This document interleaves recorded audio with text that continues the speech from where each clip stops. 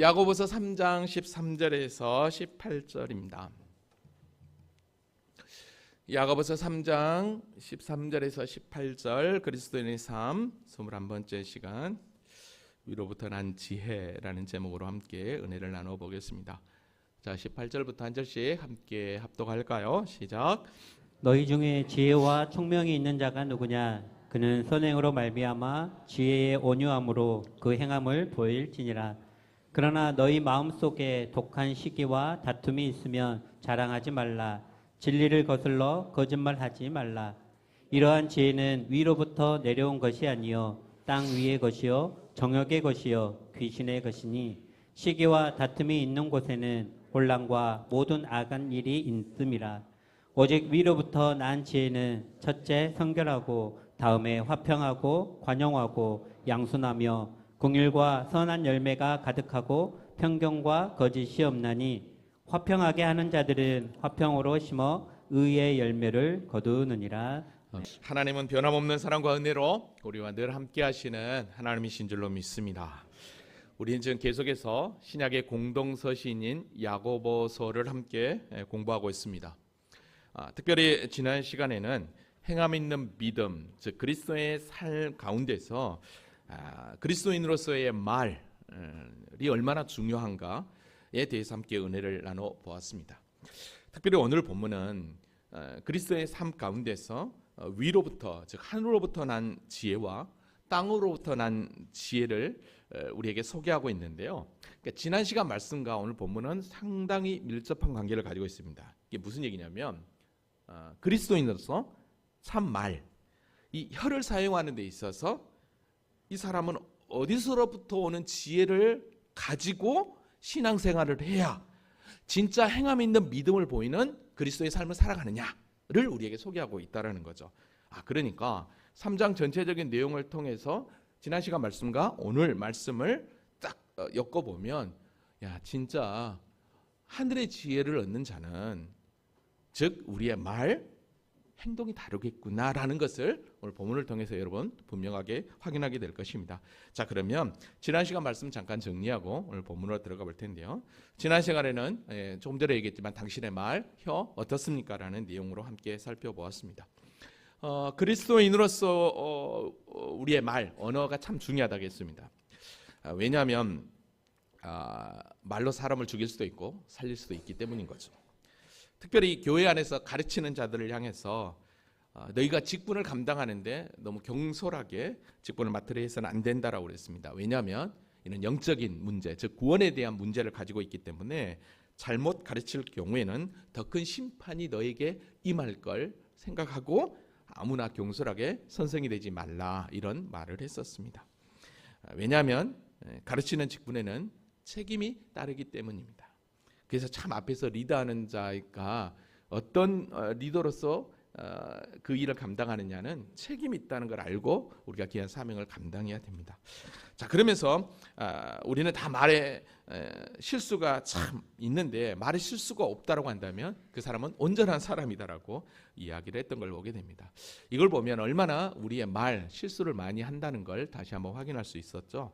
근데 중요한 것은 왜 이렇게 말로 실수를 하느냐, 왜 그러느냐라고 보니까 결국은 이 말은 어디서부터 오는 거였냐면 마음에서부터 나오는 그런 표현 방법이었습니다. 그러니까 우리의 마음이 어떤 상태였느냐에 따라서 내 말하는 거, 이 혀가 놀려진다는 거죠. 그래서 사람이 타는 이 말도 그 몸을 제어하기 위해서 재갈을 물리고, 그리고 배에 떠다니는 수많은 배도 아주 작은 키가 그 배 전체를 방향을 정하는 것처럼 우리의 말, 이 혀도 정말 작은 지체지만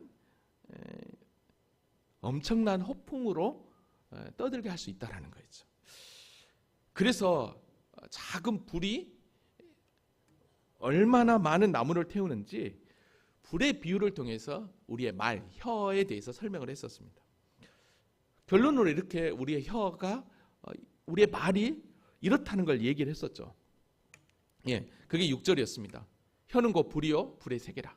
혀는 우리 지체 중에 온몸을 더럽히고 삶의 수레바퀴를 삶의 수레바퀴는 인생의 모든 시간들이에요. 그 사르는 것이 주옥불에 사나는 그 정도로 우리의 말 이게 참 파급력이 있었던 것을 봅니다. 그래서 인간은 모든 동물들을 길들여 왔고 길들일 수 있지만 이 사람의 혀만큼은 이게 길들일 수 없다라고 그랬어요. 그래서 이 혀를 이야기할 때 쉬지 아니하는 악이요 죽이는 독이 가득한 거다라고 그랬어요. 이게 바로 죄인된 인간의 모습이었죠. 그래서 참 그리스도인은 하나님의 형상대로 지음받은 존재니까 한 입으로 하나님을 찬양하면서 저주하는 말은 마땅치 않다. 왜?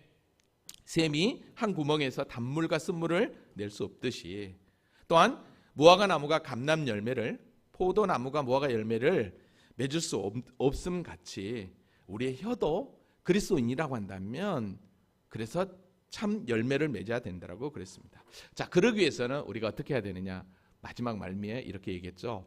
성령으로 우리가 충만할 때 우리의 혀는 얼마든지 다스릴 수 있고 통제할 수 있다라는 거예요. 그래서 성령 충만이 우리에게 필요함을 지난 시간에 함께 말씀을 해 보았습니다. 자, 이게 지난 시간까지 했던 말씀이에요. 자, 그럼 오늘 본문으로 돌아오면 이렇게 신앙생활하는 가운데 그리스도인으로서 언어 생활, 말이 중요한데 그러기 위해서는 어디서부터 오는 지혜를 받아야 되느냐는 거죠. 그거에 대해서 오늘 본문은 분명하게 이야기를 합니다. 자, 그러면 오늘 본문 한 절 한 절 살펴보면서 진짜 나는 어디에 속한 자고 어디로부터 지혜를 얻어야만이 진짜 그리스도의 삶을 살아내느냐, 이거를 발견하는 시간이 되었으면 좋겠습니다. 자, 13절 말씀 다 같이 읽어보겠습니다. 자, 시작. 너희 중에 지혜와 총명이 있는 자가 누구냐? 그는 선행으로 말미암아 지혜와 온유함으로 그 행함을 보일지니라. 아멘. 자, 너희 중에 지혜와 총명이 있는 자가 누구냐 그랬어요. 너희 중에 너희는 여기서 1차적으로 얘기하면 조금 전에 방금 모았던 3장 1절에서 얘기했던 선생 되려고 하는 자들을 이야기할 수 있고 2차적으로는 예수 믿는 우리 모두를 다 대상으로 한다라는 걸 아시기 바랍니다. 자, 근데 여러분 보십시오. 여기서 지혜와 총명이 있는 자가 누구냐라고 했는데 이 지혜가 무엇인지 총명이 무엇인지 좀 이 개념을 좀 정리하고 한번 가보겠습니다. 여러분, 지혜라고 하는 것은 헬라어로 소퍼스라고 하는 말인데 현명한, 지혜로운 뜻을 가지고 있습니다. 자, 그러니까 지혜라고 하는 것은 어떤 의미를 가지고 있냐면 우리가 가지고 있는 지식을 삶에 적용할 수 있는 능력이라는 거죠. 그러니까 우리가 어디서 막 듣고 습득한 그 지식을 우리가 삶 가운데서 어떻게 적용하느냐, 그 적용을 잘하는 사람이 진짜 지혜로운 사람이라는 거예요. 그게 지혜라는 거죠. 그러니까 세상에서 주는 지식, 정보를 얻어서 내 삶 가운데 어떻게 적용하느냐에 따라서 지혜로운 자인데 그 지혜를 통해서 그 사람이 변하게 되는 거예요. 그러니까 참된 지혜는 나를 변화시킬 수 있는 거죠. 왜? 그게 내 인생 가운데 어떻게 내가 살아야 될지를 변형시킬 수 있는 그런 자가 지혜가 있다라고 얘기를 하는 거예요. 자, 그러면 총명은 뭐냐는 거죠. 총명은 에피스모네라고 하는 말인데 경험이 있는, 이해력이 있는, 즉 탁월한 능력을 총명이라고 해요.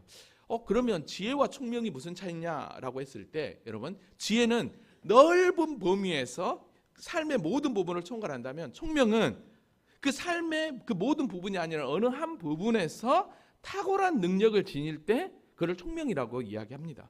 그러니까 어른들이 어린 아이들을 보면서 야, 좀 그놈 참 총명하네, 그러면 그 일에 대해서 되게 탁월하게 잘하니까 총명하네, 그런 표현을 하고 있는 것이죠. 그래서 세상 사람들은요, 지혜 있는 사람, 총명이 있는 사람이라고 하면 어떤 사람을 얘기하냐면 IQ가 높은 사람, 공부 많이 한 사람, 좋은 대학 나온 사람, 그런 사람들을 세상은 참 지혜가 많다, 총명하다라고 표현을 합니다. 자, 그러면 정말 성경은 진짜 이 지혜와 총명을 이야기할 때 과연 많이 배우고 IQ가 높은 사람이냐라는 거예요. 이건 아니라는 거죠. 성경은 절대로 세상적 기준으로 우리를 판단하지 않습니다. 그러니까 지혜로운 사람이 누구냐, 총명한 사람이 누구냐라고 한다면 그건 다른 게 아니에요. 내가 하나님의 말씀을 통해서 배우고 그 말씀을 들었다고 한다면 이론으로만 멈추는 게 아니라, 머리로만 멈추는 게 아니라 삶 속에서 믿음의 행함이 나타날 때 그 사람이 진짜 뭐예요? 지혜와 총명이 있는 사람인 것입니다. 여러분, 그래서 지난 시간에 여기도 나왔지만 야고보서 3장 1절에 너희가 선생되지 말라라고 했을 때 왜 그런 말했냐면 이들은 하나님 주신 참된 지혜와 총명을 소유하지 않고 세상에 볼 때 지혜와 총명을 소유해서 스스로 자기가 지혜롭고 총명하다라고 하면서 어떻게 합니까? 자기를 드러냈기 때문에 그런 자들을 향해서 선생이 되지 말아라고 했던 것을 보게 됩니다. 자, 그래서 야고보서 사도는 다시 한 번 더 그 얘기를 하고 있는 거예요. 진짜 지혜와 총명이 있는 사람이 누구냐? 그 사람은 다른 사람이 아니다. 그는 선행으로 말미암아 지혜의 온유함으로 그의 행함을 보일지니라라고 이야기를 한 것입니다. 즉, 야고보서 2장 18절에 얘기했던 것처럼 행함 있는 믿음을 보이는 사람이 진짜 지혜와 총명이 있는 사람이다라고 얘기하고 있는 것을 보게 됩니다. 자, 그런데요, 여기 13장 말씀을 잘 보면 너희 중에 지혜와 총명이 있는 자가 누구냐라고 하면서 뭐라고 얘기냐면 그는 선행으로 말미암아 지혜의 온유함으로 그 행함을 하라 그래요. 여기서 지혜의 온유함으로라고 하는 표현을 합니다. 지혜의 온유함이다. 이게 도대체 뭐겠냐는 게 지혜의 온유함. 여러분, 지혜의 온유함이라고 하는 것은 밑에 나와 있는 말과 함께 할 수 있다고 한다면, 즉 지혜와 총명을 가지고 행함 믿는 믿음을 온전히 나타내는 것, 그게 바로 뭐냐면 지혜의 온유함이라고 할 수 있습니다. 여러분, 그러니까요, 여기서 지혜의 온유함은 뭘 의미하냐면 바로 태도를 말합니다. 여러분, 태도가 얼마나 중요하냐면 예전에도 여러분들에게 한번 제가 설명한 것 같은데 지글러라고 하는 이 동기부여 이 강연자가 이런 얘기를 했어요. 능력이 아니라 태도가 당신의 고도를 결정한다. 고도를 결정한다는 거예요. 그러니까 태도가 고도를 결정한다. 이게 무슨 얘기냐면 높이 올라가는 능력은 그가 높이 뛰는 근육의 힘에 있는 게 아니라 매일매일 운동에 임했던 그 태도에 힘이 키워진다는 뜻이에요. 그러니까 태도가 그 사람을 그 사람 되게 한다는 거죠. 그러니까 예수 믿는 사람, 즉 지혜롭고 총명한 사람은 누구냐라고 했을 때 지혜 고하를 막론하고 그 사람의 태도가 그 사람의 됨됨이를 키운다는 거예요. 그러니까 여러분 봐보십시오. 그 사람의 지혜의 온유함, 그 지혜의 온유함이 누구냐? 즉 지혜의 진정한 그 태도를 가지고 행함 있는 믿음의 삶을 멋지게 살아가는 자가 누구냐? 그 사람이 진짜 그리스도인이라는 거죠. 근데 여러분 보십시오. 진짜 참 지혜와 총명함을 가지고 바른 태도 가운데 나아갔던 우리의 스승이죠. 그분이 누굽니까? 바로 예수 그리스도죠. 그래서 우리 주님께서는 이렇게 얘기했습니다. 나는 마음이 온유하고 겸손하니. 얘기는 무슨 얘기예요? 자신이 있다라는 거죠. 그래서 나의 멍에를 보게 내게 배우라고 분명하게 이야기했던 것을 보게 됩니다.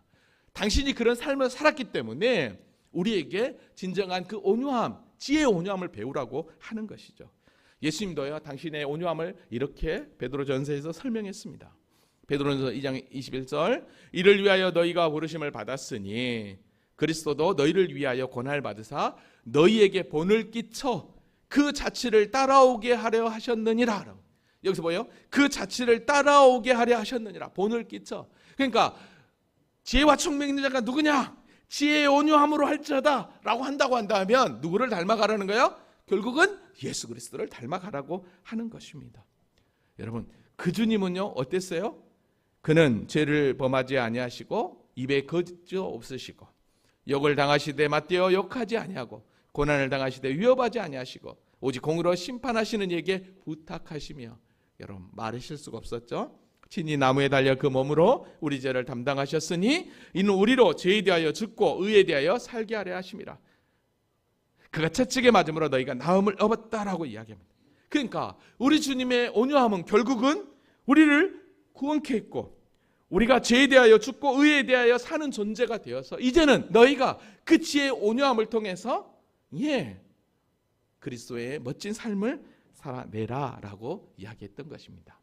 자, 근데 여러분 여기서 온유라고 하는 표현을 또 썼는데 지혜의 온유함으로 그리스도의 삶을 살아내라. 근데 그 삶이 곧 예수의 삶이라고 지금 설명을 했죠. 성경에 보면 진짜 온유한 사람이 누구냐라고 딱 했을 때 여러분들이 창세기에서 말고 출애굽기에서 누구를 발견하냐면 모세를 발견할 수 있습니다. 하나님이 모세를 향해 그렇게 얘기했거든요. 민수기 23장 3절에 보면 출애굽 시대에 그렇게 얘기한 거예요. 이 사람 모세는 온유함이 지면에 모든 사람보다 뭐하다? 더하라고 얘기합니다. 세번역으로 보니까 모세로 말하면 땅 위에 사는 모든 사람 가운데 가장 겸손한 사람이다라고 얘기해요. 여러분, 왜 모세를 하나님께서 땅 위의 모든 사람보다 겸손한 사람이다라고 얘기했을까요? 여러분, 이 상황을 잠깐 추적해 보면 여러분 민수기 12장은 어떤 내용이냐면 모세가 구스 여자를 취한 것 때문에 그의 형 아론과 미리암이 엄청 모세를 향해서 닥달할 때입니다. 여기서 구스 여자를 취했다고 하는 것은 이런 두 가지 의미로 많은 학자들이 해석을 합니다. 첫 번째는 말년에 진짜 구스 여자를 취한 거다 그렇게 해석하지만 또 다른 한편은 모세 이 아내 시보라가 구스 여자였다라는 표현도 하기도 합니다. 그러나 그거는 뭐 이제 학자들이 하는 얘기고, 아무튼 모세가 구스 여자를 취한 것 때문에 이 형 모세 그 아론과 이 미리암이 엄청 불만을 터해요. 그러면서 하는 얘기가 뭐라고 얘기하냐면 민수기 10장 2절에 보면 그들이 이르되 여호와께서 모세와만 말씀하셨느냐? 너하고만 말하냐? 우리와도 말씀하지 아니하였느냐? 우리와도. 근데 이렇게 하는 것을 어떻게 합니까? 예수님께서 하나님이 들으신 거예요. 그러니까 하나님께서 들으시고 이때 하나님께서 하신 말씀이 이에 있어요. 모세 온유함이 모든 사람보다 승하다 이 얘기였어요. 그럼 도대체 이 말이 무슨 말이냐는 거예요. 온유함이. 그건 다른 게 아니었어요. 야, 모세는 다른 게 아니야. 출애굽하는 모든 과정 가운데 하나님을 믿는, 나를 믿는 믿음이 한 번도 흐르지 않았어. 그리고 하나님을 믿는 믿음과 하나님의 뜻을 온전히 전달하며 그들을 구원의 길로 이끌어내는, 그러니까 자신을 절대 드러내지 않고 하나님만 높이는 그 모세를 보면서 하나님께서는 모세에게 지면의 모든 사람보다 더하다, 옛날 성경은 승하다 이렇게 표현을 했던 것입니다. 그러니까 지혜의 온유함은 다른 게 아니었어요. 바로 이 모세의 이 모습은 예수님의 모습이었던 거죠. 그러니까 하나님의 하나님 되심을 온전히 드러내는 것, 그게 바로 지혜의 온유함이었던 거죠. 여러분, 이게 진짜 그리스도의 삶이라는 거예요. 우리가 예수를 믿으면서도 내 안에 정말 그리스도의 삶이 우리 안에 나타나지 않는다라고 한다면 그 삶 가운데서 우리의 말, 언어가 어떻게 나오겠냐는 거죠. 사도 바울도 글에 대해서 목회하고 있는 디도에게 이렇게 권면했어요. 디도 3장 2절, 아무도 비방하지 말며 다투지 말며 간용하여며 범사의 온유함을 모든 사람에게 나타내라. 범사의 온유함을 나타내. 이게 태도라는 거죠.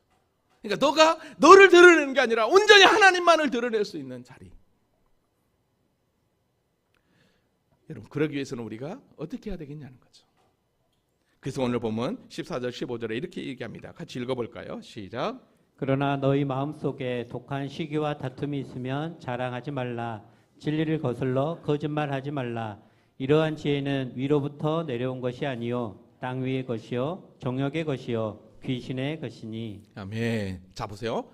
15절에 보니까 이러한 지혜는 그랬어요. 자, 지혜는 두 정도는 나눠지죠. 위로부터 내려온 것이 있고, 땅 위의 것이 있고라는 거예요. 그러니까 지혜는 위로부터 내려오는 지혜가 있고 땅에서부터 오는 지혜 두 가지가 있다라는 거예요. 그러면 조금 전까지 13절에서 지혜의 온유함을 보이라라고 한 것은 땅에서부터 내려오는 지혜일까요? 위로부터 내려오는 지혜일까요? 위로부터 내려온 지혜겠죠. 왜? 그게 바로 예수님의 모습이었으니까. 근데 땅에서부터 내려오는 지혜는 그러면 뭐예요? 15절 하반절에 땅 위의 것이요 정욕 것이요 귀신의 것이라는 거예요. 여기서 땅의 것이라는 것은 그 세상의 것이라는 거예요. 세상적이요, 그 다음에 정욕적이요, 마귀적이라는 거예요. 그러면 땅의 것이고 세상적이고 마귀적이라면 그 특징이 어떤 특징이냐는 거예요. 그게 바로 14절에 얘기하는 거예요. 너희 마음속에 독한 시기와 다툼이라고 얘기하고 있는 것입니다. 독한 시기와 다툼. 근데 그 독한 시기와 다툼이 어디에 있대요? 마음속에 있다는 거예요. 그러니까 하늘로부터 오는 지혜를 소유했을 때 우리 마음을 운행하는 거예요. 그러니까 우리의 말과 언어가 진짜 그리스도의 향기를 나타내게 되는 거죠. 근데 땅으로부터 오는 지혜를 얻는 자는 그 마음에 뭐가 있는 거예요? 독한 시기와 다툼이 있는 거예요. 여기서 자랑하지 말라라는 것은 자기를 드러내는 거예요. 그저 세상은 시기 질투 있으니까 나만 자랑하게 되는 거죠. 여러분 그래서 마음이 얼마나 중요하냐면 다시 한 번 더 강조해요. 솔로몬 왕도 잠언에서 이렇게 얘기해요. 모두 지킬 만한 것 중에 더욱 내 뭘 지켜라? 마음을 지키라. 생명의 근원이 있어요. 마음을 지키라는 거, 마음. 여러분 우리의 마음 한번 잘못 뺏겨버리면 끝장납니다. 아멘입니까? 여러분 우리는 지난 3일 밤 예배 때 어떤 말씀을 봤냐면 사무엘하 13장 말씀을 봤어요. 오신 분들만 은혜가 될 거예요. 방송으로 드신 분들도 은혜가 될 것이지만 못 들으신 분들은 더 큰 은혜가 될 줄로 믿습니다. 죄는 죄를 낳는다라고 제목을 가지고 말씀을 보았어요. 이 내용이 뭐냐면 다윗의 첫째 아들 암논이 정욕에 사로잡혀요. 그래서 그의 이복 동생 압살롬의 누이 다말을 너무 사랑하게 되는 거예요. 근데 그 정욕적 사랑으로 상사병이 나버립니다. 그때 그의 간사한 친구 요나답이 와가지고 이렇게 해. 너 병든 채 하고 그러면 다윗이 오면 이렇게 해달라고 해서 그때 그냥 범해버려. 정말로 암논이 어떡합니까? 그 친구 요나답이 하는 대로 병들어 아무것도 안 먹고 쉬는 하고 다윗이 오니까 내 동생 다말이 와서 내게 떡을 만들어서 내 입에 넣어주면 좋겠어요 라고 얘기해요. 울먹거리면서. 근데 어떡하면 다윗이 그대로 해요. 거짓으로 자신의 병들음을 속이고 다윗을 거짓으로 속이고 또 다말도 이복 동생이니까 오빠가 그렇게 아픈데 해달라고 하니까 기쁜 마음으로 온 거예요. 근데 어떡합니까? 다 나가라고 전국에는 힘으로 다말을 범해버립니다. 왜 그러죠? 마음 뺏겨버리니까 그래요. 한순간에 음액에 사로잡히니까 결국 걷잡을 수 없는 죄악으로 취하게 되는 거예요. 여러분 암몬만 그랬습니까? 다윗도 그랬잖아요. 모교관은 우리아의 아내 밧세바를 보는 순간 얼마든지 피할 수 있었어요. 그가 어떤 누구의 아내인지도 알고 그럼에도 불구하고 어떡합니까? 범해버리잖아요. 여러분 그래서 우리의 마음이 얼마나 중요하나 몰라요. 여러분 그래서 오늘 본문 14절에 그렇게 얘기했던 거예요. 마음속에 독한 시기와 다툼이 있으면 자랑하지 말라. 진리를 거슬러 거짓말하지 말라. 이렇게 얘기했던 거예요. 여러분 독한 시기와 질투는 하나같이 다 어디서부터 출발합니까? 나로부터 출발해요. 다 나 중심이죠. 내가 없는 것을 다른 사람이 가지고 있으면 어떡합니까? 질투가 생기죠. 나보다 다른 사람이 잘하면 그것도 질투가 생겨요. 이게 시기 질투 이거죠. 여기서 다툼을 이야기할 때요. 이거 보니까 이 원어를 보니까 갈라디아 5장 20절에는 당 짓는 것과 똑같더라고요. 이기적인 욕망을 위해서 야망을 품는 것. 그게 다툼의 원어의 뜻이었더라고요. 여러분 이런 사람이 어떻게 온유함을 발견할 수 있겠냐는 거예요. 이런 사람들 하나같이 자기 자랑 자기 만족을 하기 때문에 공동체를 와해시키는 거예요. 그래서 자랑하지 말라라고 했던 거예요. 그래서 지혜의 온유함이 없으면서 지혜 있는 것처럼 교만하고 자랑하기에 진리를 거슬러 너 절대 거짓말하지 마라고 여기서 이야기하고 있는 것입니다. 여러분 이런 것들은 전부 다 뭐예요? 위로부터 내려온 지혜가 아니라 땅의 거라는 거예요. 세상적인 거라는 거예요. 정욕적인 거라는 거예요. 결국은 뭐예요? 마귀적인 거래요. 그러니까 땅으로부터 온 지혜는 다 같이 세상적이고 정욕적이고 마귀적이라고 하는 걸 보면 그 뒤에 누가 철저하게 마귀 사단이 조장하고 있는 거죠. 여러분 세상적인 지혜, 이 정욕적인 거 이런 것들은 어떡합니까? 수시로 변해요. 그래서 이거는 절대적인 게 아니라 상대적인 거예요. 항상 바뀌는 거예요. 그러니까 온전할 수 없는 거예요. 땅의 것은. 그래서 동물들도 어떡합니까? 본능으로 행하잖아요. 인간도 우리도 마찬가지인 거죠. 마음 뺏겨버리면 본능으로 행하는 거예요. 조금 전에 보았다 암논도 본능으로 행하는 거예요. 이 성적인 정욕. 여러분 그래서 사도 바울이요. 마지막 때가 되면 어떤 일들이 일어날 거라고 우리에게 얘기했냐면 디모데전서 4장 1절에 보니까 그러나 성령이 밝히 말씀하시기를 후일에 나중에 어떤 사람이 믿음에서 떠나 미혹하는 영과 귀신의 가르침을 따르리라 그랬어요. 마음 뺏길 거라는 거예요. 마지막 때가 되면 누구에게? 미혹하는 영과 귀신의 가르침을 따르게 된다는 거죠. 그러니까 결과적으로 땅에서부터 그 지혜는 다 마귀적인 거였다. 세상적인 거, 정욕적인 건 전부 다 마귀적인 거였다. 여러분, 그 대표적인 인물이 누구냐면 사도 바울을 열심히 따라다녔던 데살로니가 출신의 데마예요. 데마는 바울이 2차 전도 여행 때 마게도냐 데살로니가에서 복음을 받아들고 바울을 따라다녔던 자예요. 그가 3차 때도 함께 있고 또 1차 로마 감옥에 있을 때도 같이 했어요. 데마를 골로새서를 보면 나와요. 근데 나중에 이 디모데후서는 가장 마지막 사도 바울이 2차 로마 감옥에 갇혀서 순교를 하거든요. 그때 쓴 편지거든요. 그때 뭐라고 그래요? 데마는 이 세상을 사랑하여 나를 버리고 데살로니가 갔다는 거예요. 끝까지 견디지 못하고 마음 뺏겨버렸던 거예요. 다시 세상으로 가버렸던 거예요. 여러분, 제가 누누이 여러분들에게 말씀드리면 잘 들으셔야 돼요.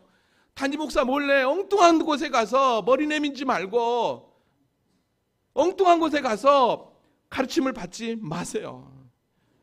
왜냐하면 영적으로 여러분들이 잘못 가버리면 걷잡을 수 없다니까요. 하나같이 다 그런 곳은 다 돈과 연관되어 있다는 걸 여러분 아셔야 돼요.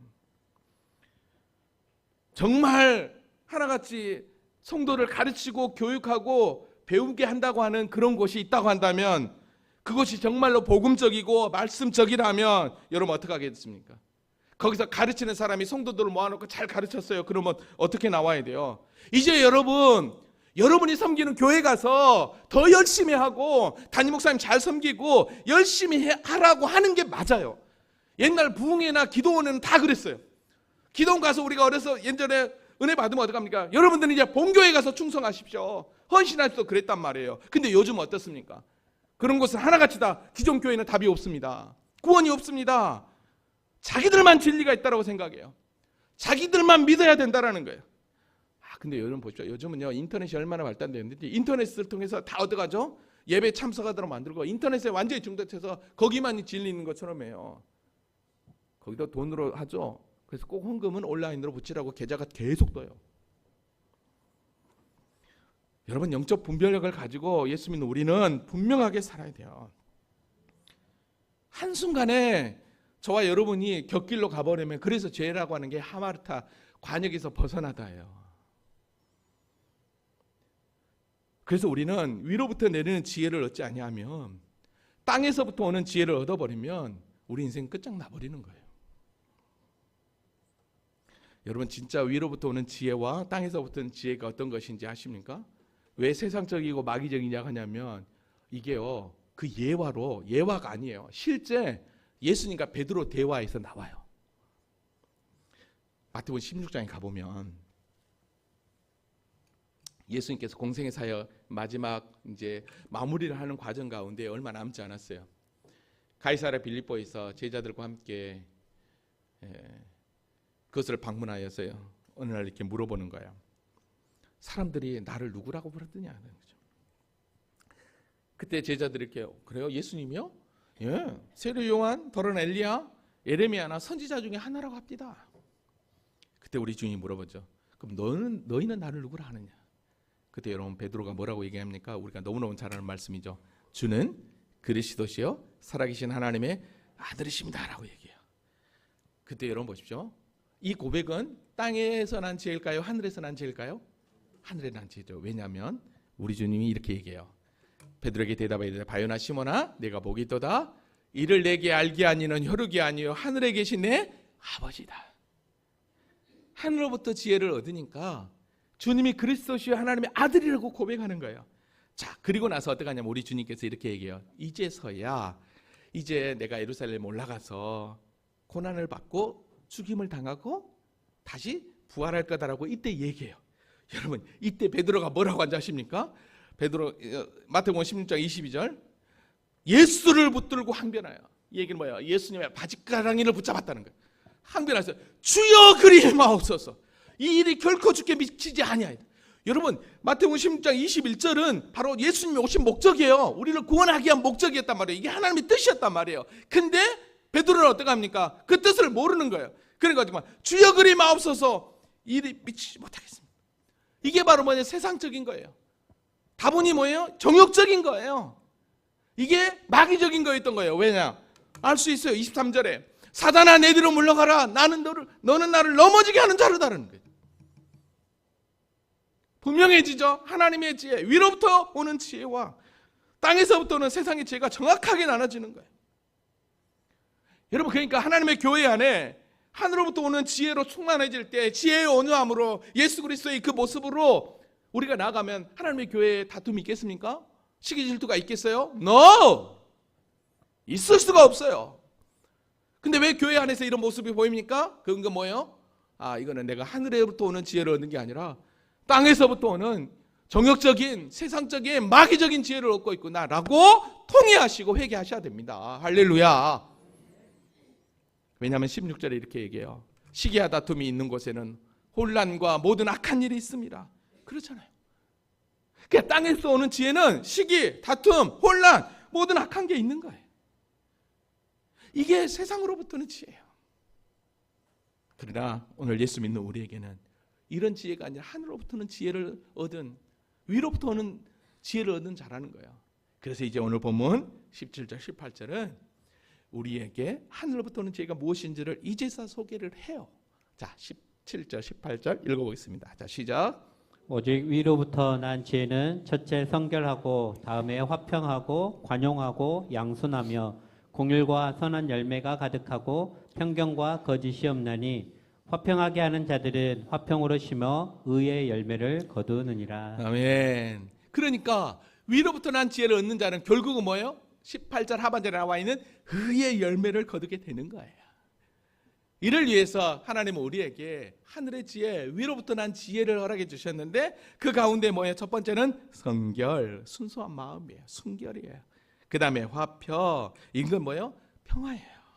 그리고 관용, 베푸는 거죠. 배려죠. 양수, 이거는 뭐예요? 다른 사람들의 말을 이해해주고 감싸주는 거예요. 긍휼, 이거는 불쌍히 여기는 마음이죠. 선한 열매, 이건 뭐예요? 궁일을 통해서 나타나는 거잖아요. 편견, 이건 뭐예요? 치우치지 않는 것. 거짓이 없다니, 이건 뭐죠? 있는 그대로 받아들이는 외식과 가식이 없는 거예요.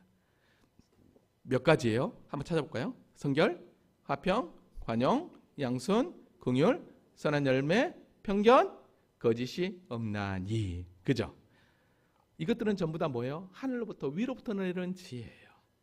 여러분, 이게 하나님의 교회를, 성도를 그리스도답게 만드는 길인 줄로 믿습니다. 근데 여기에 이 8가지가요, 사도 바울이 에베소 갈라디아에서 이야기하고 있는 성령의 9가지 열매와 똑같아요.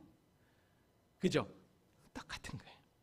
그러니까 위로부터 난 지혜는 곧 성령으로 거듭난 자가 그 성령의 은혜 안에서 온전함을 나타내는 거예요. 여러분, 그래서 구약에서는요, 하나님의 영과 성령을, 이 하나님의 영과 이 지혜를 함께 사용하고 있는 걸 보게 돼요. 어디서 그걸 볼 수 있냐면 성막을 제작하는 데 있어서 출애굽기에 보면 하나님께서 부살레를 지명하여 불러요. 올리브가가 부살레를 부르는데 그때 어떻게 나오냐면 출애굽기 31장 3절에 보면 이 부살레를 향해서 하나님의 영을 그에게 충만하게 하여, 성령이죠. 그다음에 뭡니까? 지혜와 총명을 주는 거예요. 그래서 성막을 제사하도록 만듭니다. 여러분 보세요. 또 요셉을 보면 요셉이 멋지게 애굽의 그 고난에서 구원해 내잖아요. 그러니까 이 바로가 이렇게 변하죠. 요셉을 향해서 하나님의 영에 감동된 사람 우리가 어디 찾을 수 있으랴? 너와 같이 명철하고 지혜 있는 자가 없도다. 그러니까 위로부터 오는 지혜는 동일하게 성령 충만함과 성령의 인도함을 받는, 그러니까 이게 딱 종합하면 다른 게 아니에요.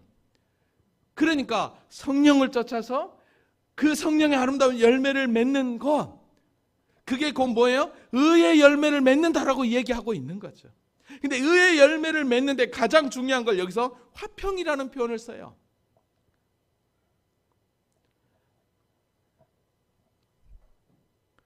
이 의의 열매를 맺는 그 주인이 우리 주님이잖아요.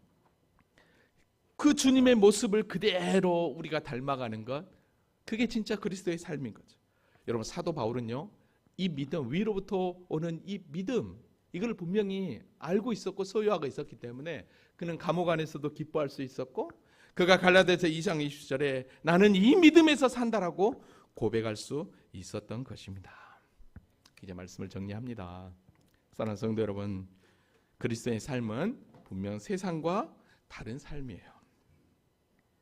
참된 지혜는 하늘로부터 오는 지혜가 참된 지혜예요. 분명히 하늘로부터 오는 위로부터 난 지혜와 땅에서부터 난 지혜는 차이가 있었어요. 땅에서부터 난 지혜는 다 세상적이고 정욕적이고 마귀적이었어요. 그러니까 그의 말, 행동이 어떻겠냐는 거예요.